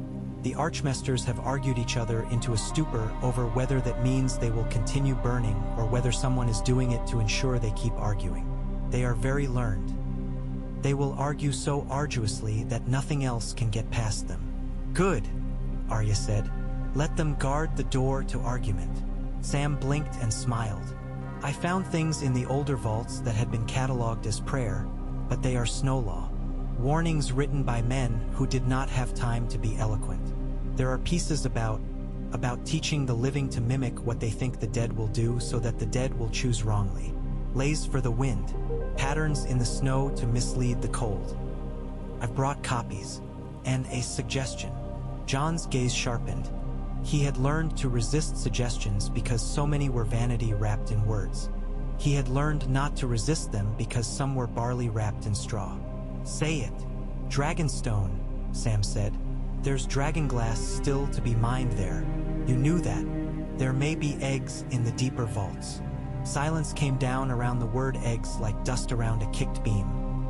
Even the dragons lifted their heads briefly, tasting a shift in attention like a change in wind. Daenerys did not move for 3 beats of her heart. Then she said, with the carefulness of someone putting a hand into a dark place she used to know by touch, "There were 3, and 3 hatched," Sam said. "The accounts have their poetry and are very descriptive about heat and loss and song, and not very useful. But some of the fishermen swear." He glanced at Sansa. "Some of the fishermen swear to stones under the castle that are not stones. And the Citadel likes to call lies by their birth names, but sometimes they cloak truth in the same word. If there are eggs, even cold, even ancient, the presence of these 2," he gestured diffidently toward Regal and Viserion, "might wake them, or not. But nothing wakes if it is not visited. We have riders for the dragons we have," Jon said. "We have not yet the ground for more." "More dragons is not more fire," Daenerys said softly. "More dragons is more song, and more hunger, and more of what I am." Her gaze had gone far, not with Bran's cold reach, but in a backwards loop to a girl who had held a hot stone in a night wind and watched a world crack open and thought that was what destiny feels like when it sits down beside you and uses your lap as a pillow. Sam, bless him, did not adorn his idea with rhetoric. "If there are eggs," he said again, "they will either sit in the dark or they will be found by someone who will not be you. That seems worse than any argument I could make for inaction." Sansa had not spoken. She spoke now, mild as milk and as sustaining. "If we send a ship, we send not only men but leather and bread and time and—" She tapped the ledger in her head with tea. "With fingers. Salt. If the ship returns with nothing, we return with less. But if it returns with a problem we choose—" Her eyes met Daenerys's. There was no flinch, no plea, only the clarity of a woman who knows what it costs to be the one who says yes. "Then the cost is paid forward." Jon looked at them both. Leadership is an improvised chord. The notes must agree to disagree correctly. "We send a ship," he said. "One. Wyman Manderley has hulls and people who do not love their own beds overmuch. We will ask him to find a crew that can keep their mouths closed and their eyes open. Davos to advise if he will, Sam to catalog lies and truths and Gendry." He surprised himself with the name and didn't show it. "For hands. Hot, skilled hands. If a thing can be coaxed that does not want to be born, he has the patience to beat it into the right shape." "Gendry will not like a book for a captain," Arya said, amused. "Gendry does what work needs doing," Jon said, "and Sam knows which words will keep him from hitting his head on the Citadel's door frame." Sam flushed. "I have learned to duck." Davos came from White Harbor like a church bell ringing in fog. Solid, certain in tone. a sound that tells you what the day ought to feel like even if the day has other plans. He embraced Jon with the awkward fondness of a man who has learned to love someone he once pitied. He touched Daenerys' hand and called her Your Grace, with the untricked respect of a man who had sworn small oaths all his life and kept them and would not try on a greater one without testing the cloth for integrity. He and Wyman Manderly talked ships as if they were women, and then the conversation veered and you could tell they were talking women as if they were ships. Gendry came with his shoulders set as if he'd been asked to carry a beam and had already decided he could. I don't like castles under the ground, he said, almost cheerfully. But the work's work. Hammer goes where it's told. Daenerys found herself smiling. She liked the Smith's certainty, so different from poets and kings. Stone doesn't always obey, she said. It obeys if you learn how to ask, Gendry said. Men too, and dragons. Arya put in, sudden as a wolf seeing a rabbit. Gendry scratched his jaw and looked up at the green curve of Regal as if considering whether to buy him. No. I reckon dragons do the asking. Davos assembled the crew like a cook building a stew that must sit for days and get better. He took hard men who knew how to keep their mouths shut and soft men who had learned the hard way that soft is not the same as weak, and a few women who had nothing to prove and would sail better for it. Sam and Gilly and the child, who had already learned to say dragon with the solemnity of a priest saying bread, climbed the gangplank with bundles carried wrong and right. Gendry brought a box of tools that sounded like a little forge when he moved it. Davos touched the rail before he cast off as if the ship were a dog with old scars. Bring me back more problems to count, Sansa said to him on the quay, dry. I like them better than surprises. I'll bring you back something, he said. If not eggs, then a story that you can tell to make the men think they've eaten better than they have. The sea took them down the Teeth and past Skagos, whose wolves watch from the dark with old knowledge that the land has a sense of humor men do not appreciate. They ran into weather that wanted to argue and argued back with canvas and rope and Davos's curses, which have the good property of repairing certain tears by sheer determination. Sam kept a journal and then stopped to look properly because ink can make a man miss the view. Gilly studied the way the sailors coiled line. She learned it quickly and taught the child to keep his feet under him on a deck that moves. Gendry set a small anvil on a thole pin and made nails, because ships eat them and are grateful when they're fed one at a time. Dragonstone rose like a thought a king regrets and cannot take back. Its black rock drank the weak light and returned it as shape, not shine. The old carved dragons along the seaward approach seemed less dramatic to people who had seen living ones. They looked like good lies instead of wicked truths. Davos set the ship under the lee with the tenderness of a man putting a child to bed and led them ashore through a surf that had learned to be familiar with souls and not eat them out of spite. The castle received them grudgingly. It had a memory for feet. It had a memory for a girl who had come here thin with hunger and rich with grief and chanted to dead stones until they had remembered they were eggs. Daenerys' absence hung in the air like iron filings looking for a magnet. Sam felt it and walked more softly than he usually did, and Gendry's heavy boots struck the floor with a rhythm that said, I am honest, even if I am loud. They lit the torches in old ways, using oil that had not yet given up on being a helpful thing. Sam led them down into the deeper places with a map and with the fool's courage a book gives you when it makes you think that reading a thing once is the same as having been there. Gilly did not let the child wander and did not let Sam wander either. Davos grumbled at staircases as if they'd been installed yesterday to cause him personally embarrassment. Gendry whistled, low, a smith's way of telling stone that he meant no harm unless required. The vaults had learned a new smell since Daenerys had last come. Salt that had crept in and been punished and crept in again, the old ever-crumble of damp. They passed chambers that had been emptied the way people empty rooms after a death. Not of everything, but of anything that will cause tears for no good reason. They came to a door that had considered its purpose and liked it. Gendry set his box down and put his ear to the wood. It told him that it did not want to be opened by anyone unworthy and that, as doors go, it had a sense of humor but a lower tolerance for stupidity. You can be stubborn, Gendry said to it. I can be patient. Davos shook his head ruefully. Talks to doors. People do anything but talk to people. Sam read a line on the lintel out loud. The words did not glow. This was not the sort of place where walls help you with your stories. He felt them, though, as if a ghost had breathed in his ear and then apologized for the familiarity. He set his hand to the stone and something answered back. Not warm, not cold, only present. He turned to Davos, expectant and oddly shy. "Could you try?" Davos snorted. "Me? What would a door want with a smuggler? Smugglers open things that are supposed to stay closed," Sam said, "and close things that should never have been opened." Gendry stepped aside. Davos put his palm where Sam had put his, and the old mechanics of the place. Ropes turned to dust, counterweights that had sworn they were done, remembered stubbornly that they were still part of a story. The door muttered down to itself and opened a cautious width. Inside, it was not shining treasure or a nest of warm rock like a sleeping heart. It was cold and tight as a purse clutched under a cloak. The shapes were not obvious. They were not like the broad and obscene curves of the three Daenerys had hatched. They were angular, as if someone had thought of eggs and then thought better of going all the way with the metaphor. Sam did not exclaim. He has learned that exclamations scare tender truths.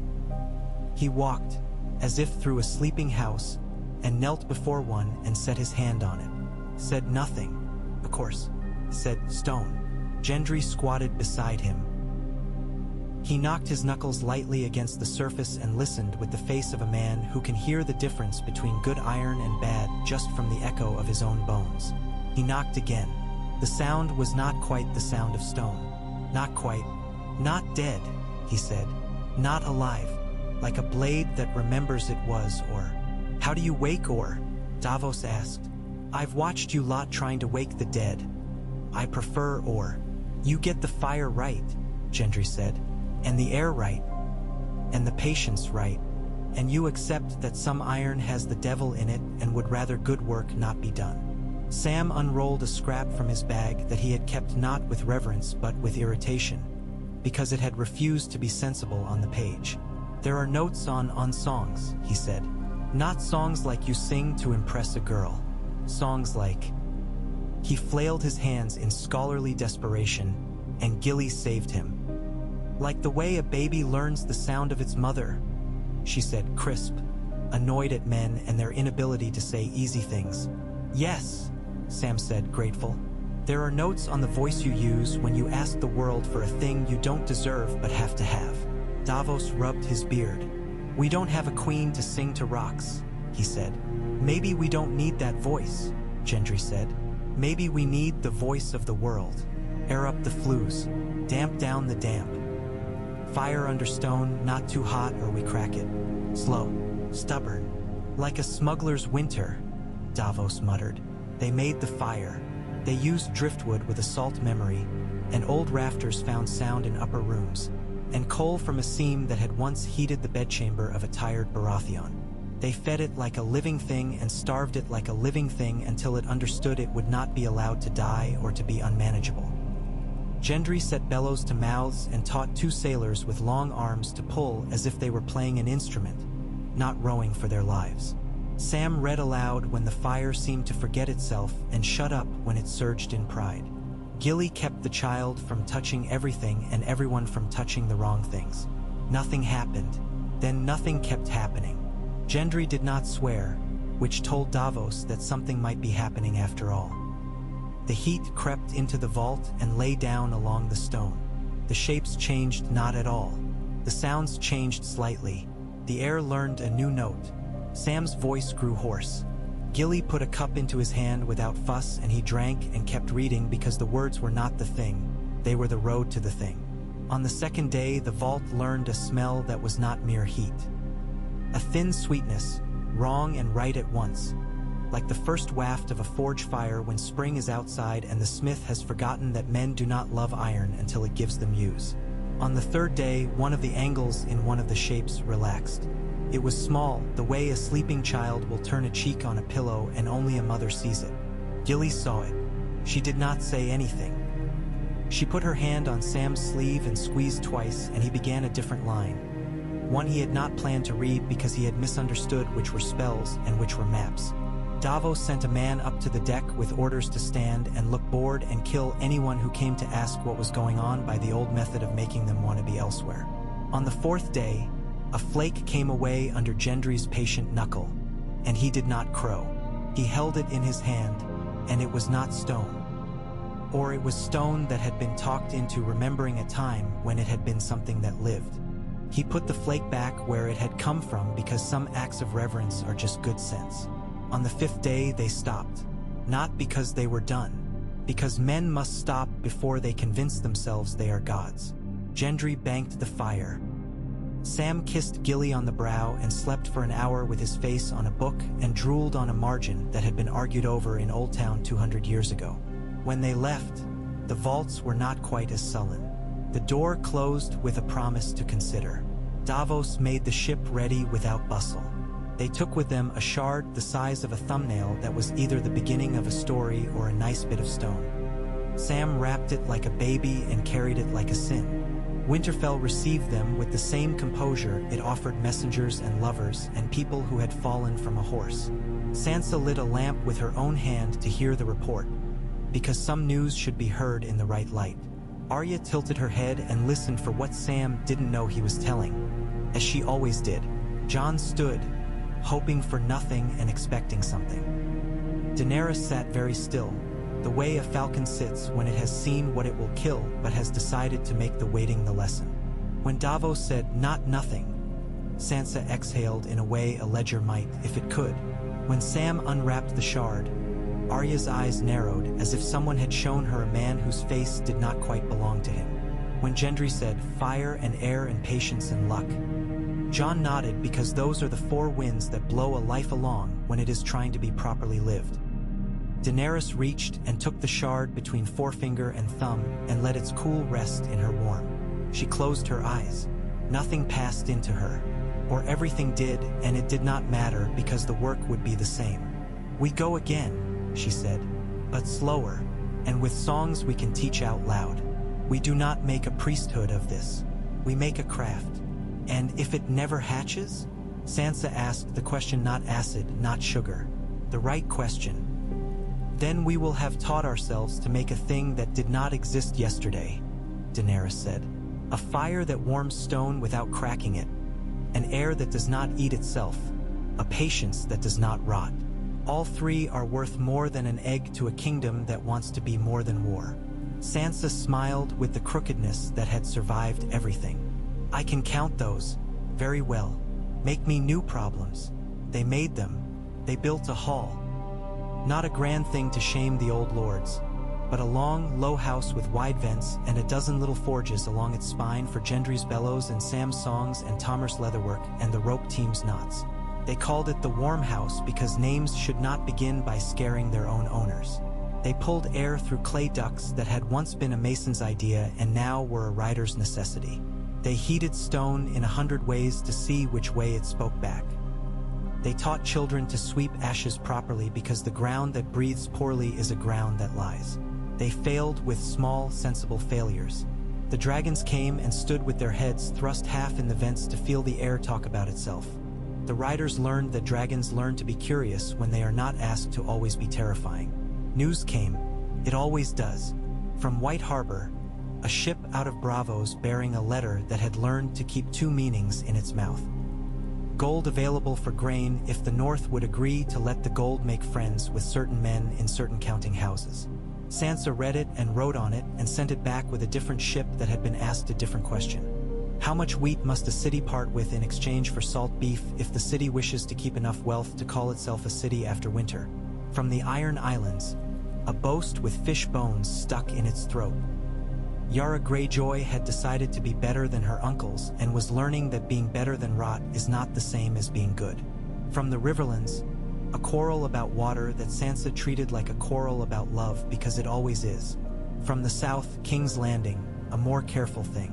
A raven, weighted with someone's sense of their own importance, brought words from a woman who called herself queen without flinching. She spoke of alliances in terms of insults and spoke of the North in terms of numbers the way a butcher speaks of carcasses. How many, how heavy, how long until the meat turns? She suggested a marriage, as if swapping daughters were the same as sharing bread. She offered the language of civility, which in her mouth was a knife wrapped in silk. Sansa smiled when she read it, and then did not smile. She put the letter aside and went out into the yard and watched as Barina taught 3 girls how to fall without breaking their ankles. And when she came in, she wrote a reply that tasted like snowmelt, refreshing and making you aware of the cold again once you've swallowed. To Daenerys came a different letter, carried by a red-handed priest whose hair had gone white from either faith or fear. He spoke in the language of fire as if it were a person you could flatter into cooperation. He told her with the sweet certainty of the recently converted that she was a promised thing and that promised things have obligations to gods that do not speak for themselves. She thanked him as if he had brought bread and sent him back with warmth and no permission to light candles in any room she slept in. Later, she stood with Jon at the Godswood and said without bitterness, "When the world calls you what it needs, it stops asking your name."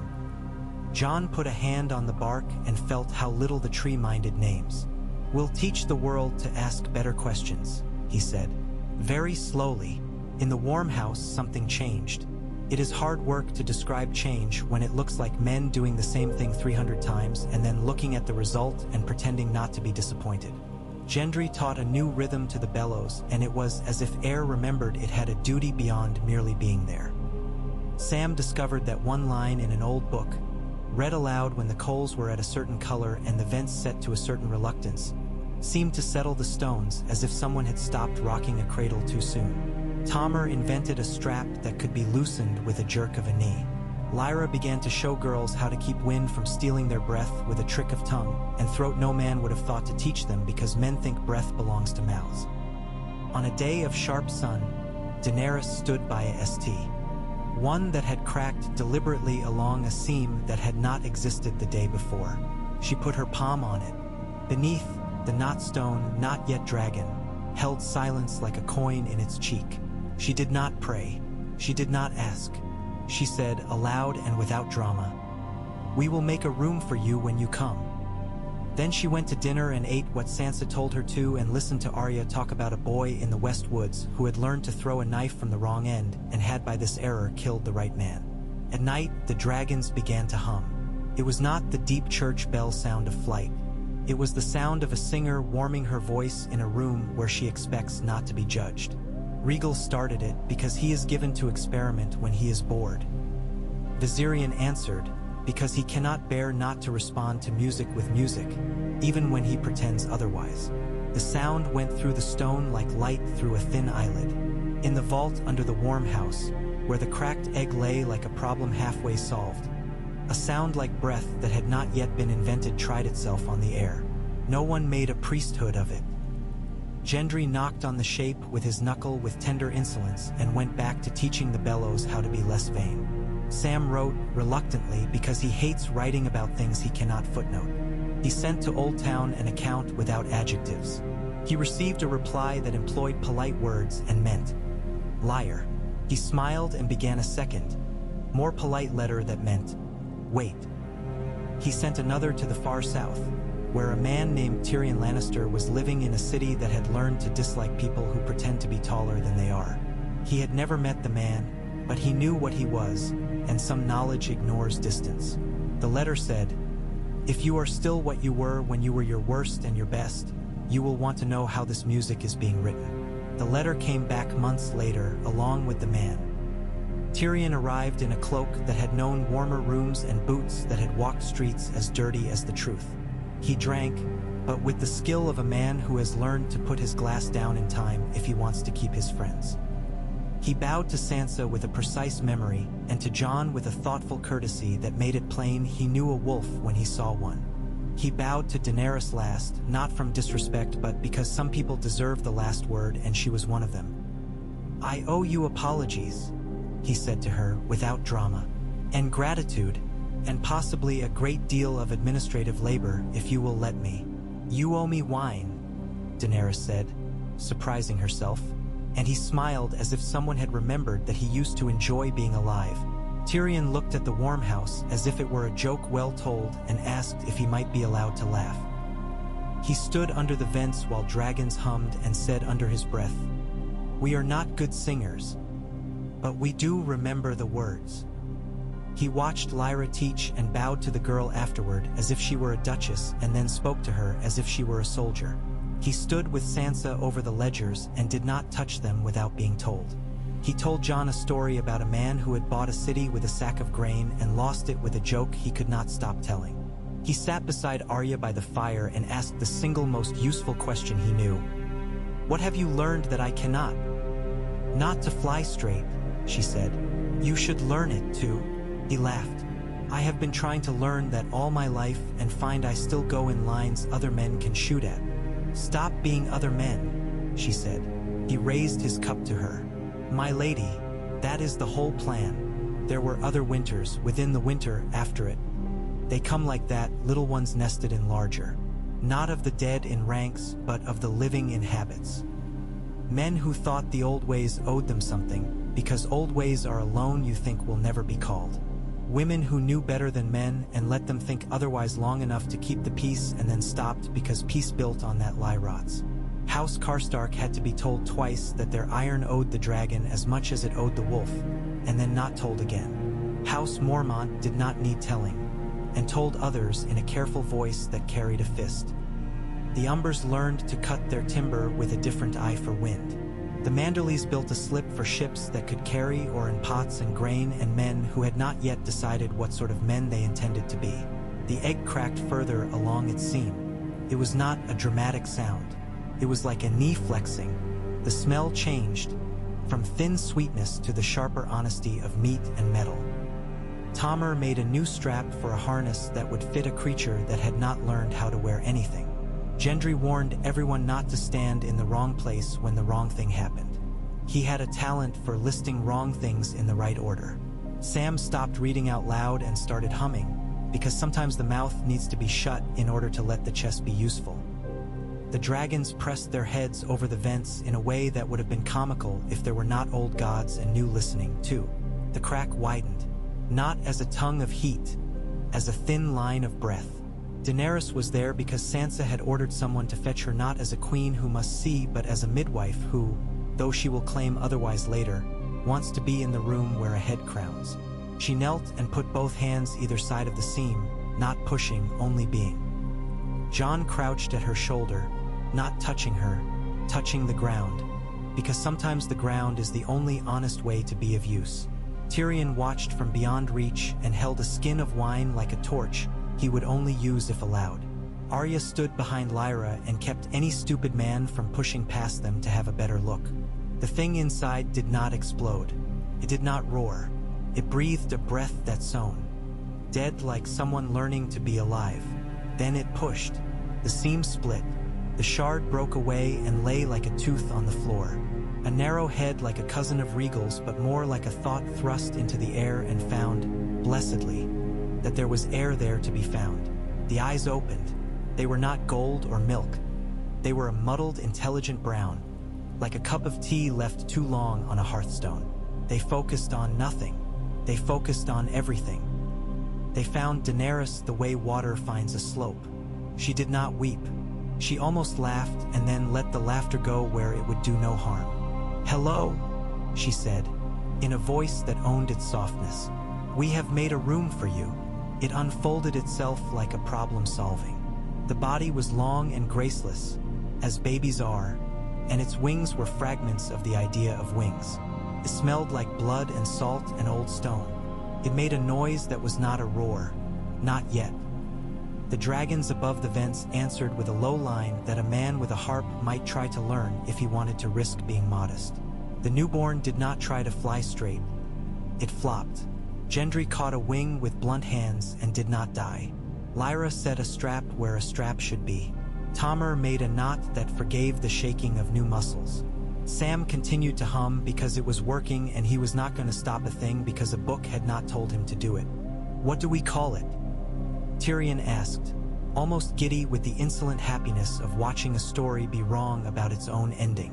"Let it tell us," Daenerys said. "And when it does, let the name be a secret for a while, as names should be when they are young." The child, little Sam, laughed out loud. He clapped.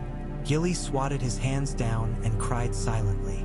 Davos wiped his eye with the back of his hand and pretended it was ash.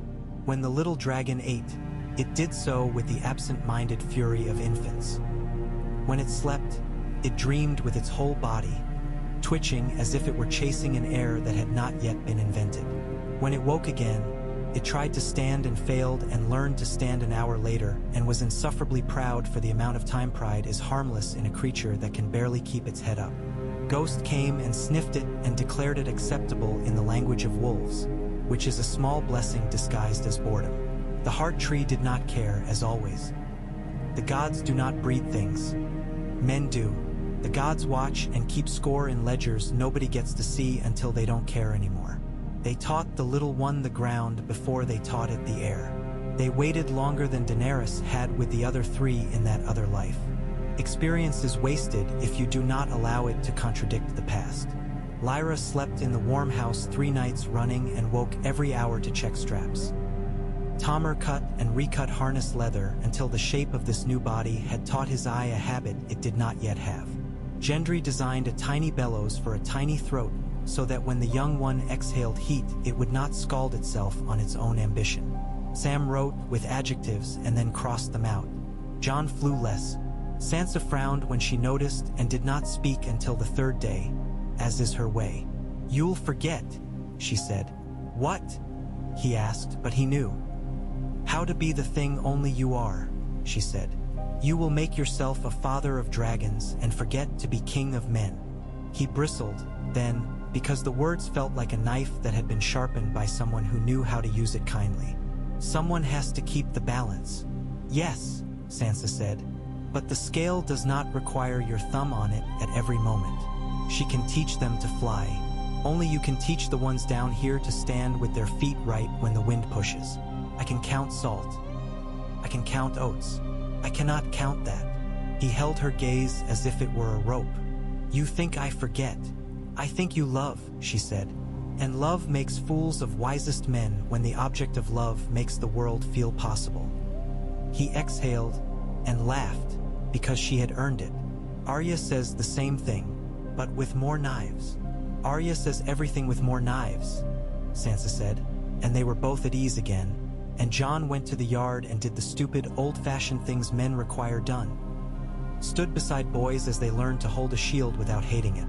Walked with old soldiers who needed to be told their limp was a wound they could honor, not a shame.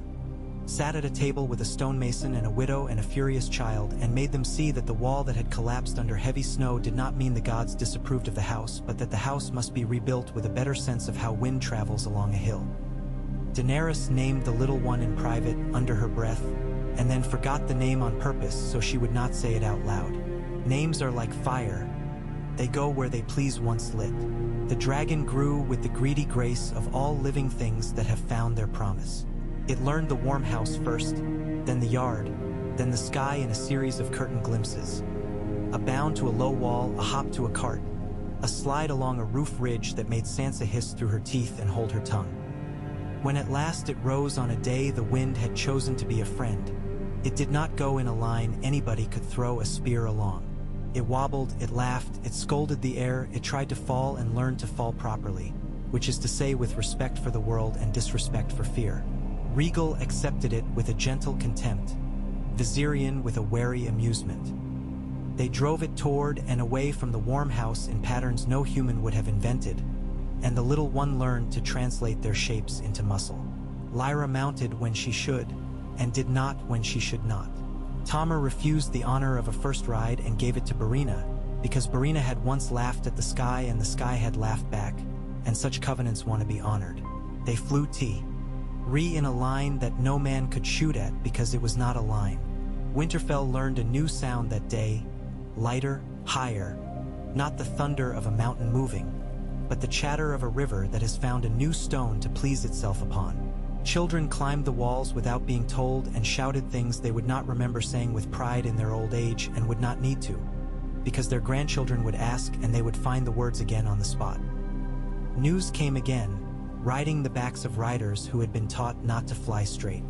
From the south, the woman who called herself Queen learned patience, because a northern answer had arrived that said without insult, not yet.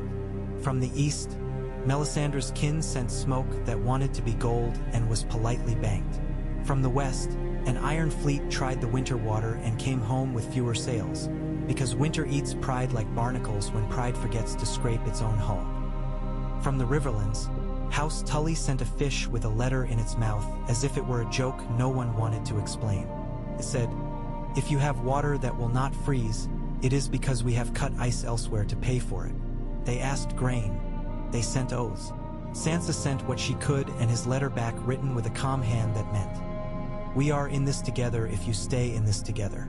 There were funerals in the spring that was not spring. Men who had fought their last fight during harvest were buried when the ground thawed enough to accept them without being cruel. Women who had stood 3 winters at stovetops and hearths without relief were given a day in which their hands were held and their old, useful griefs were named for what they were: work done. The gods would saw more than it spoke of. The sept in the yard lit 7 flames, and one by one they guttered as candles do, and everyone pretended it meant nothing while knowing it means the thing everything means: time. Tyrion did administrative labor. He did it with wine beside him and jokes under him, and with the patience of a man who has decided to save his jokes for when they are needed. He negotiated with merchants who had thought winter was a big crack into which they could pour their greed and discovered instead it was a small, precise mouth that would bite anyone who put their hand in foolishly. He taught the young scribes in Sansa's service 2 tricks that made ink last longer and waste less. He built a game for them with stones and lines that taught them to think in ledgers without feeling they were counting their own souls. He wrote 3 letters that he did not send. He burned 2. One he kept. He would not say to whom it had been intended. Jon and Daenerys fought only when they needed to. They did not need to often. They sat together more than they slept together in those months, because the bed is a place for people who are not required elsewhere, and they were required elsewhere. They stood at windows and on walls and under vents and in yards and in doorways and beside men who needed to see their faces to understand what sort of season it was. They walked the long ways. They did not make speeches. They said no more than was required and exactly what was demanded of people who had chosen the way that would make their names burn slow and not bright in the memory of men. In time, other eggs made other sounds. One stayed stubborn and then accepted, as stubborn things will. One did not. It remained what it had become and refused to become what it had been. Sam wrote this down, too, with no adjectives, because grief sometimes wants to be told as a table of facts. Gendry set his hand on the stone and said nothing. Daenerys put her forehead to it for a long time and did not cry. Jon stood with her and did not ask her to move. Lyra sat with the other girls and told them that not all work ends in birth, and that does not mean the work was false. Tommer made a strap anyway and hung it over a beam as a sign to remind people that faith without irony is vanity. Sansa counted grain and noticed that everyone ate more that day and let them, because sorrow requires soup. The dead did not return. They sent ghosts, of course. The North has always been a place that swallows silence and sends it back in shapes that make men step quicker at twilight. But no blue eyes walked to the beat of old drums. When a man went missing in the eastern wood, it was because he'd gone to meet a woman and fallen in a drift and been found by her in time, and their daughter 50 years later would tell it as a family story with laughter where the fear used to be. When a barn burned, it was because of a lamp, not because frost had learned to hate timber. When a child died, which will always happen because the gods do not take bribes, they said the gods had wanted the child for something else, and then did not say it at all but held the mother's hands and let her sleep in their bed 3 nights so her house would not make her mad. In those years, a thing happened that no one had planned and everyone had made. The Dragonriders became a school and then a tradition and then a part of the place in the way that the first plow was part of the place and the first wall. They did not make a banner for themselves. They did not demand a hall. They had the warm house and the meadow and the long low room where a man with mended lips read and a woman with 2 good hands cut and a girl who had once been too proud learned to be softer and became a better rider for it.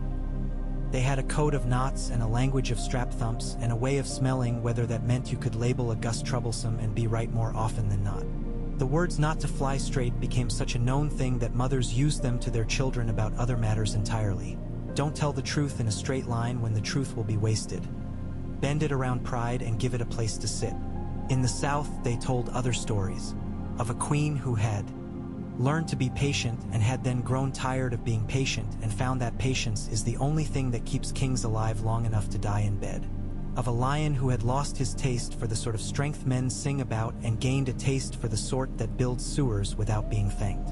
Of a city that had learned to think about winter and then lied to itself about how long it would last. Of a war that smoldered but did not catch because the north had taught the wind to be on its side, and the wind carried that news south in the way the wind carries rumors of snow. Quietly and then all at once. There was a day when the little one, no longer little, not truly, went high enough that the sky turned thin and cruel and tasted of iron, and Daenerys felt the old ache in her chest and thought, I will go higher, and I will leave men down there to their sensible lives. She thought it long enough to be honest about it and then did not. She banked and dropped and taught with her knees and her hands and her weight and watched as Lyra watched and learned without pretending she had not learned from watching. She landed and Jon was waiting, and so was Sansa, with a note about a flooded mill and a child with a rash and an argument about fences between two men who had both cut their hay wrong. And Daenerys went to the mill and taught the men to raise a bank with willow branches cut and pushed into the wet ground in a pattern that made the water want to go somewhere else, because men can be taught to make the ground fight for them more days than the dragons can fly. In a night that did not want to be remembered for anything, Jon woke and found her not beside him and knew where she would be. At the slit window with the cold on her face, counting how many ways there are to be alive without having to make anyone die to prove it. He went and stood too, because the thing he was only he could be, and it involved standing in the right place when no one saw you and the wrong wind was working its old work and the world needed to be told without words. Not yet. Not ever, if we can help it. They grew old. Not at once. Not evenly. He grayed in his beard and she did not. Not for a long time, and then one day she did and did not remark upon it, and he did not pretend he had not seen. The dragons went awkward to strong to cunning to patient to the slow dignity of beasts that have learned their own size and do not need to prove it every day. The little one became not little and learned a way of gliding that made even the old ones confess, in their bodies if not in their minds, that new things can be better than old. Lyra taught girls who taught girls who taught boys who pretended not to be taught and then demonstrated that they had been. Tommer died in his bed with leather under his hand and 3 knots half finished and 7 finished in the room, and the warm house hung his strap above the door, not as mourning, but as instruction. Barina lost a laugh and found another and then found silence and then, the day before she went to the gods, laughed a last time, that quiet laugh that means, I have the secret and it is not secret at all. Sansa watched over all the counting and then over the people who had learned to count and finally over the hand who counted when hers shook. She told stories to children that made their eyes wide because the monsters in them were not the dead but the habits of men, and those are harder to put a sword through, and that made the children think about how to live. Arya left and came and left and came, and each time the line between her and the castle grew softer and stronger, the way good rope does with use. Bran returned to being a boy when he was ready and then returned to being a tree on the days the world required one, and no one asked him on which days he was which because the answer would have been, today. Once, on a clear morning that had stolen the smell of rain from the next county, Daenerys woke to the sound of the little one's hum and knew, before she knew, that no one should fly that day because the wind had decided it was bored and boredom makes murderers of honest things. She sent a boy to the meadow with a knot to show the rope team, and they stood down without grumbling because they had been taught that death by obedience is only prettier than death by vanity, not less dead. She and Jon took bread in the kitchen and ate it leaning against opposite walls because sitting felt like a lie that day. Tyrion came and told a very long joke with a very small moral about a man who had thought he could insult his way to wealth, and Sansa rolled her eyes without malice, and Arya sharpened a knife not for any reason but because sharpening is comfort. The wind eased, and no one died, and that day went into the ledger as a success. On the last winter night that counted as such, before the calendar decided to be honest and name itself spring, Jon and Daenerys went to the meadow where they had first told fools to do wise things. The scorched smell was less, but still there, a ghost that did not insist. The rope post stood with new caps. The leather was oiled. The bellies of the dragons said they had eaten at sane hours and would not ask for more until morning.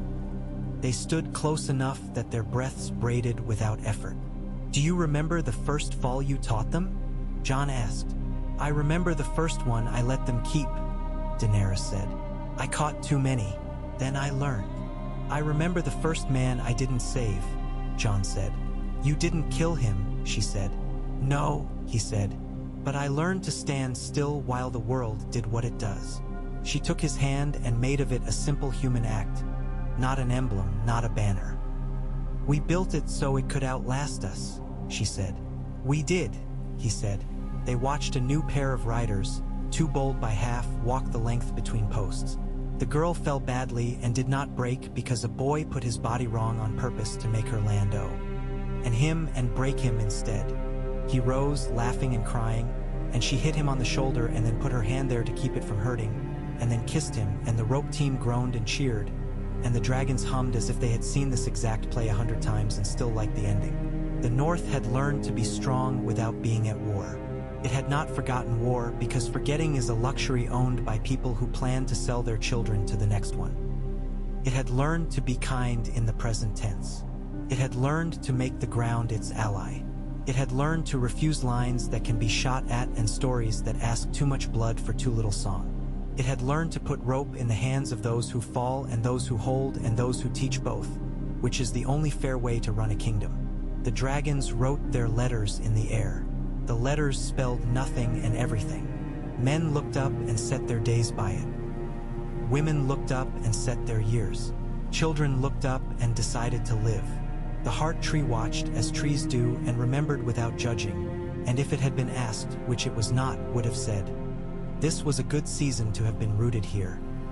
And when Daenerys and Jon were gone from the yard that day, when they had gone to see a child born and a granary counted and a widow's stove mended so it would not poison her and a smith praised so he would not poison himself with scorn, the wind went on with its work, which is to empty the sky of what it cannot keep and to carry what it can to places where it will be useful.